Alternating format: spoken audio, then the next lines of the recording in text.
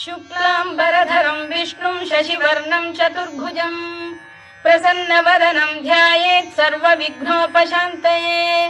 व्यासं वसिष्ठनप्तारं शक्तेः पौत्रमकल्मषम् पराशरात्मजं वन्दे शुकतातं तपोनिधिम् व्यासाय विष्णुरूपाय व्यासरूपाय विष्णवे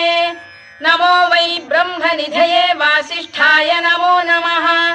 अविकाराय शुद्धाय नित्याय परमात्मने सदैकरूपरूपाय विष्णवे सर्वजिष्णवे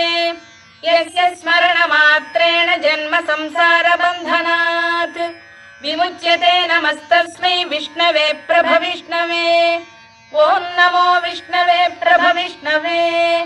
श्रीवैशम्पायन उवाच श्रुत्वा धर्मानशेषेण पावनानि च सर्वशः युधिष्ठिरः शान्तनः